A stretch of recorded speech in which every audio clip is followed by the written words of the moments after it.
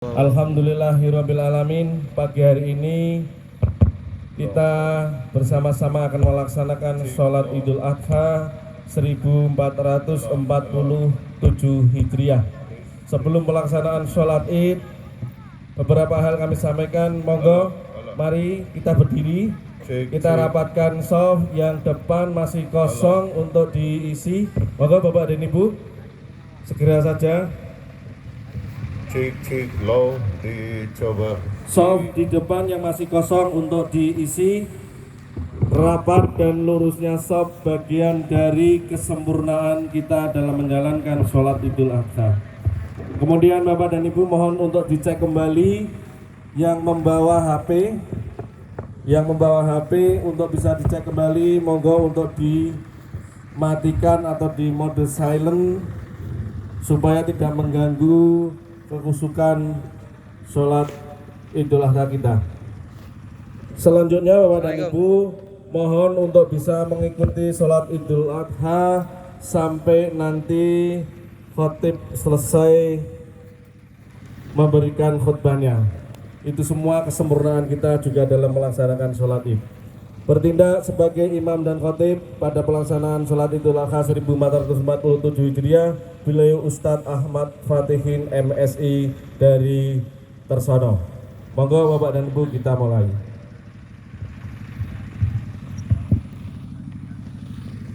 Shaf dirapatkan. Shaf depan diisi terlebih dahulu. Sawu sufufakum fa inna taswiyatas sufuf min iqamatis shalah.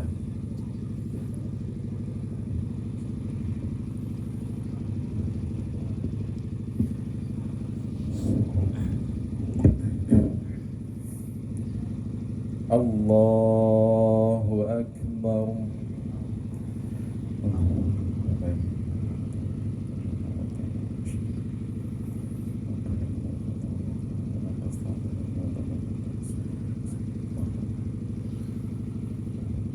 Allahu Akbar.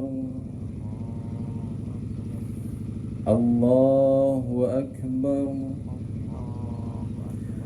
Allahu Akbar. Allahu Akbar. Allahu Akbar. Allahu Akbar. Allahu Akbar. Alhamdulillahi Rabbil Alamin. Ar-Rahmanir Rahim. Maliki Yawmiddin. Iyyaka na'budu wa iyyaka nasta'in. اهدنا الصراط المستقيم صراط الذين أنعمت عليهم غير المغضوب عليهم ولا الضالين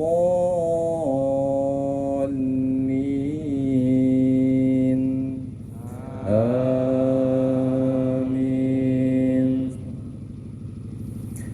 هل أتى على الإنسان حين من الدهر لم يكن شيئا مذكورا إنا خلقنا الإنسان من نطفة أمشاج نبتليه فجعلناه سميعا بصيرا إنا هديناه السبيل إما شاكرا وإما كفورا إنا أعتدنا للكافرين سلاسل وأغلالا وسعيرا إن الأبرار يشربون من كأس كان مزاجها كافورا عينا يشرب بها عباد الله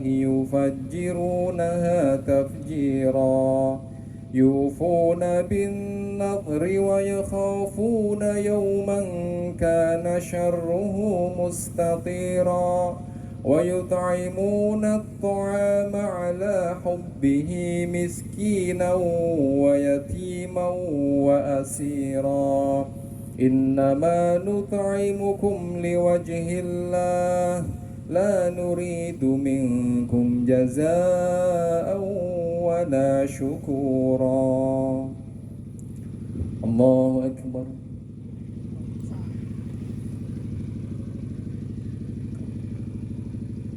سمع الله لمن حمده. الله أكبر.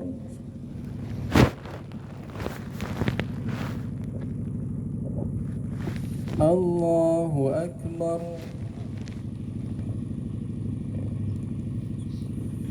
الله أكبر.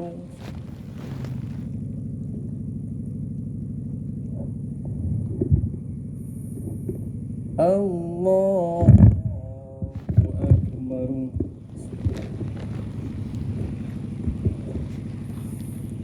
الله أكبر. الله أكبر. الله أكبر. الله أكبر.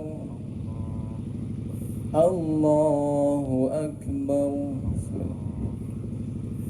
الحمد لله رب العالمين الرحمن الرحيم مالك يوم الدين إياك نعبد وإياك نستعين اهدنا الصراط المستقيم صراط الذين أنعمت عليهم غير المغضوب عليهم ولا الضالين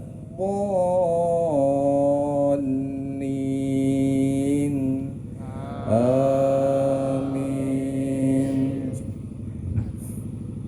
إنا نخاف من ربنا يوما عبوسا قمطريرا فوقاهم الله شر ذلك اليوم ولقاهم نظرة وسرورا وجزاهم بما صبروا جنة وحريرا متكئين فيها على الأرائك لا يرون فيها شمسا ولا زمهريرا ودانية عليهم ظلالها وذللت قطوفها تذليلا ويطاف عليهم بآنية من فضة وأكواب كانت قوارير من فضة قدروها تقديرا. الله أكبر.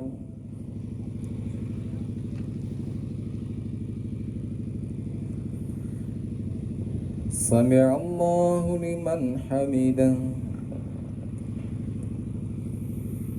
الله أكبر.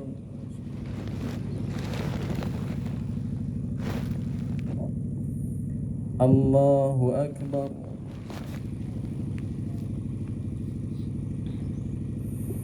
الله أكبر.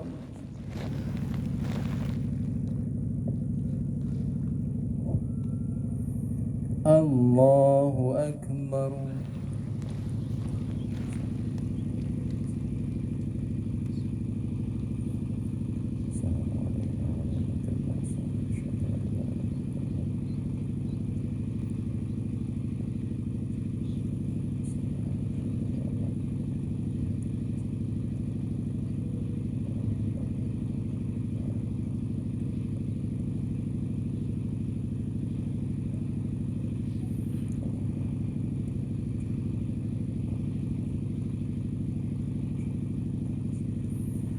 السلام عليكم ورحمة الله وبركاته. السلام عليكم ورحمة الله وبركاته.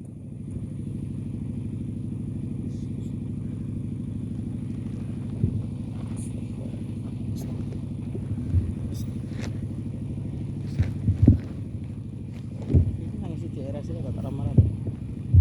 Pusat Fatihnya. Ngisi apa kajian?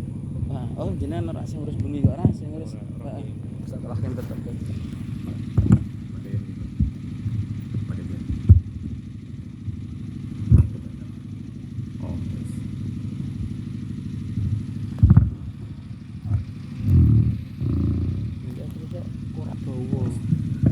Assalamualaikum warahmatullahi wabarakatuh. Waalaikumsalam warahmatullahi. Alhamdulillahi wahdah, sadaqa wa'dah, wa nasara 'abdah, wa 'azza jundahu wa hazama al-ahzaba wahdah. Wassalatu wassalamu ala man la nabiyya ba'dah, wa ala alihi wa ashabihi wa man tabi'ahum ila yaumil qiyamah. Rabbi syrah li sadri wa yassir li amri wahlul 'uqdatam min lisani yafqahu qawli. Ayyuhal hadirun, usikum wa nafsi bitaqwallah faqad fazal muttaqun. Haitsu qala Allah ta'ala fi kitabihil karim. A'udzu billahi minasyaitonir rajim. Bismillahirrahmanirrahim. Ya ayyuhalladzina amanu taqullaha haqqa tuqatih wa la tamutunna illa wa antum muslimun. Jamaah salat Idul Adha rahimani wa rahimakumullah. Syukur alhamdulillah, segala puji bagi Allah Rabb semesta alam. Salawat dan salam senantiasa kita haturkan untuk Nabi Muhammad sallallahu alaihi wasallam. Ayuhal hadirun rahimakumullah. Momentum Idul Adha tidak terlepas dari seorang nabi yang sangat mulia, yang bergelar Khalilullah, kekasih Allah. Dua nabi yang Allah Subhanahu wa ta'ala sebutkan dalam Al-Quran untuk agar kita mengikutinya adalah Nabi Muhammad sallallahu alaihi wasallam dan Nabi Ibrahim alaihi salam. Ada apa dengan Nabi Ibrahim alaihi salam sehingga disebut khusus oleh Allah untuk sebagai uswatun hasanah bagi kita sebagai umat Muhammad sallallahu alaihi wasallam? Kalau kita telisik berbagai macam ayat dan hadis tentang kemuliaan Nabi Ibrahim alaihi salam, sudah tak lagi rahasia.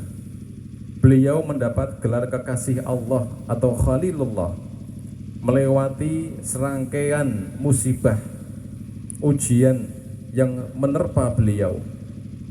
Dan ternyata Nabi Ibrahim alaihissalam itu setiap menerima cobaan, baik perintah, larangan, atau musibah, beliau hadapi dengan sebaik mungkin. Bahkan jika itu sebuah perintah, beliau lakukan dengan sesempurna mungkin. Sehingga Allah Subhanahu wa ta'ala memuji beliau dalam Al-Baqarah ayat 124. Wa idibtala Ibrahim rabbuhu bikalimatin fa'atammahun. Ketika Allah menguji Ibrahim dengan beberapa perintah, maka Ibrahim melaksanakannya dengan sempurna. Kalimat atammahunna menandakan sebuah totalitas dalam melaksanakan sebuah perintah, sebuah ketaatan tanpa tapi, sebuah ketaatan tanpa diskusi. Apa kata Allah? Sami'na wa ata'na. Ini uswah hasanah untuk kita semuanya.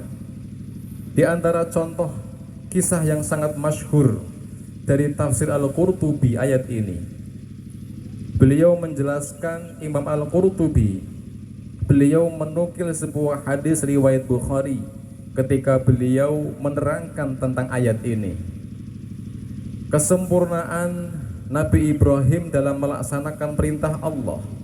Nabi SAW menyebutkan bahwa ketika Nabi Ibrahim dulu punya istri namanya Ibunda Sarah, seorang wanita yang cantik jelita.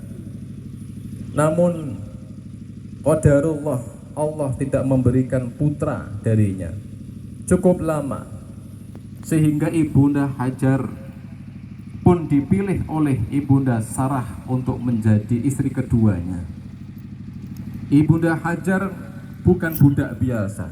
Memang beliau budak yang dimiliki oleh Ibunda Sarah, tapi Hajar itu budak rampasan perang dari putri raja yang mulia hari itu.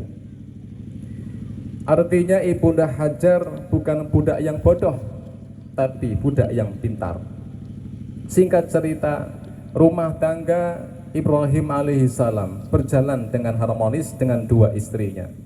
Namun ternyata ketika Ibunda Hajar hamil, disitulah terjadi Ibunda Sarah mulai gelisah dan cemburu. Maka Allah Subhanahu wa taala perintahkan kepada Ibrahim untuk memindahkan Hajar ke sebuah tempat yang jauh di sana, yaitu Makkah Al-Mukarramah. Sedangkan hari itu Nabi Ibrahim tinggal di Palestina. Jauh dipindah ke Makkah Al-Mukarramah. Di sanalah kita melihat bagaimana kisah Nabi Ibrahim dalam melaksanakan perintah totalitas sekali.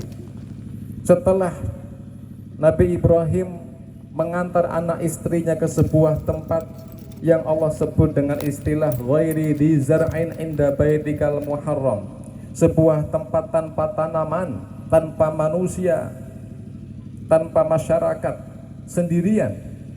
Disitulah Ibrahim tinggalkan dengan berat hati. Mana ada seorang ayah, seorang suami yang tega meninggalkan anak istrinya di sebuah tempat yang tanpa manusia. Tapi disinilah ujian Nabi Ibrahim alaihissalam, dan beliau melaksanakan dengan totalitas kesempurnaan. Mana buktinya? Buktinya ketika Nabi Ibrahim sudah mengantar anak istrinya sampai Mekah, disitulah Nabi Ibrahim berbalik tanpa pamit. Itu tanda Ibrahim paham kalau pamit berujung kepada nangis, berujung kepada kesedih. Maka Nabi Ibrahim tidak mau kalau Allah melihat air mata beliau menetes, tanda terpaksa melaksanakan perintah ini. Maka beliau berbalik ke arah Palestina, dan ternyata Ibunda Hajar pun hari itu sadar, kenapa kok Ibrahim pergi tanpa pamit. Maka Ibunda Sarah mengejar Nabi Ibrahim alaihissalam, Ibunda Hajar mengejar Nabi Ibrahim alaihissalam, mengatakan, ya Ibrahim, aina tadhhab, wahai Ibrahim, engkau mau kemana? Wa tatrukuna bi hadzal wadi, engkau tinggalkan kami di tempat seperti ini, alladzi laisa fihi unasun wala syai'un, yang tidak ada manusia, enggak ada apa-apa. Nabi Ibrahim hanya tinggalkan mereka dengan satu geribak air, satu botol air, dan kurma sedikit, untuk waktu yang sangat panjang, entah sampai kapan. Terus mengejar Ibunda Hajar, mengejar Nabi Ibrahim alaihissalam. Ibrahim tidak mau menoleh ke belakang. Ibrahim sadar ini perintah Allah yang harus dilakukan dengan totalitas, tanpa ada tapi atau air mata. Ibrahim tidak mau Allah melihatnya terpaksa melakukan ini. Beliau terus melangkah ke arah Palestina walau mendengar suara jeritan istrinya memanggil-manggilnya. Disitulah Ibunda Hajar berkali-kali memanggil, namun Ibrahim diam.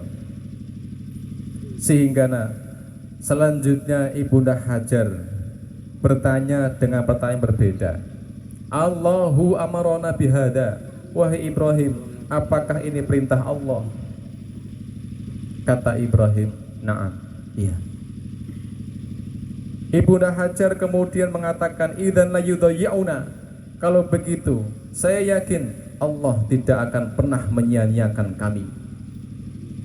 Dengan anak kecil bayi yang masih menyusu, ditinggal di tempat yang gersang tanpa makanan, seakan membunuh orang.